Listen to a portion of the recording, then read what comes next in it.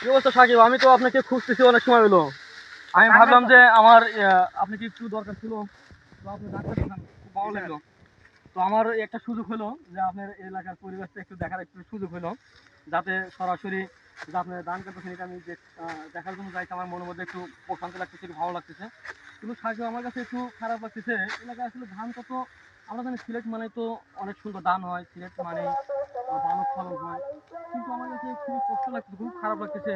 এই যে এখানে দেখেন কি পরিমাণ মাজরা পোকায় থাকে, অনেক ক্ষতি করছে, অনেক ক্ষতি করছে মাজরা পোকায়। তো রাকিব একটু একটু যেহেতু আমরা একটু ভিডিওতে আছি, রাকিব একটু ভালো করে দেখানোর চেষ্টা করেন। দেখছেন এইভাবে যদি ক্ষতি হয় তাহলে তো ভালো ফলন কখনোই আশা করা যাবে না।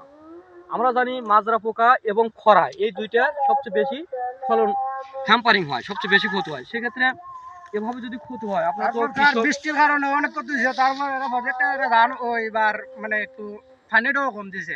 এবার তো বৃষ্টি বাদল হয় না, হ্যাঁ এটা ঠিক আছে, বৃষ্টি বাদল হয় না, কিন্তু বৃষ্টি বাদল না থাকলে তো সেচের ব্যবস্থা কি ভালো ছিল না? যারা পানি দেয় ব্যবস্থা স্যার ভালো করছে এরা, তারপর ওই যে পানি মানে পানিরও অপচয় করে না, পানি অনেক অপচয় করে মানে যে কত পানি ধরা না সে কত নিয়ে জায়গা পানি ও পানি আলাদা অনেকটার মানে জোর দেখায় বা বিভিন্ন ভাবে এগুলো প্রয়োগ করে মানুষ। আসলে এগুলো এগুলো একটু থাকবে।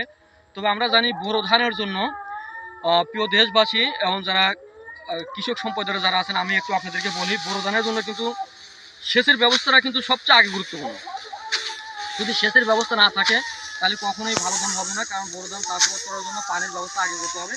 এক্ষেত্রে হয়তো পানির একটু সমস্যা ছিল, তো পানির সমস্যাটা আমার কাছে মানে খুব একটা তেমন মনে হয়েছে না।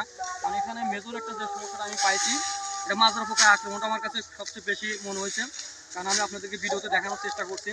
মাজরা পোকায় এত আক্রমণ করছে, মাজরা পোকা আক্রমণ করলে কখনোই ফলন পাওয়া যাবে না। মাজরা পোকার আক্রমণ করলে আমরা জানি মাজরা পোকার আক্রমণের যে সিমটমগুলো, আমরা জানি সিমটম মানে লক্ষণগুলো হোয়াইট হেড হবে। এই যে আমি কিন্তু দেখানোর চেষ্টা করতেছি যে হোয়াইট হেড হয়ে গেছে, মানে সাদা হয়ে গেছে। এরকম যদি হয়ে যায় আমরা নিঃসন্দেহে ধরে নেবো এটা মাজরা পোকার আক্রমণ। আমাদের এলাকার অনেকেই আমাকে বলছে যে স্যার আমাদের এলাকায় তো মাজরা পোকা বেশ আক্রমণ করে, কিন্তু আমি অনেকেই পরামর্শ দিচ্ছি আমার সাথে যারা আলোচনায় গেছে বা আমাকে যারা এই সব বিষয়ের কথা বলছে, আমি চেষ্টা করছি তাদেরকে এর একটা পরামর্শ দেওয়া।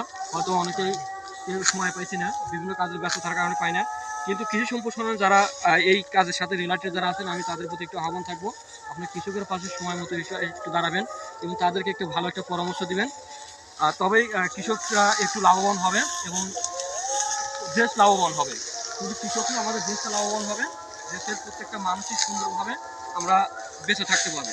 তো কৃষক বাঁচলে বাঁচবে দেশ, কৃষক বাঁচলে আমি বাঁচবো, এটি হবে আমাদের স্লোগান, এটি হবে আমাদের বাস্তবতা, এটাই যেন হয় সব সময়। তো আমরা কৃষককে ভালোবাসবো। তো ঠিক আছে সাকিব, আপনি ধান কাটেন, আমি একটু চলে যাবো। আর ওই আপনার সাথে একটা বিষয় কথা আছে, আপনার ধান কাটা শেষ হলে আমরা একসাথে বসে ওই বিষয়টা আলোচনা করবো। ঠিক আছে সাকিব? ওকে, ভালো থাকবেন। হ্যাঁ আপনি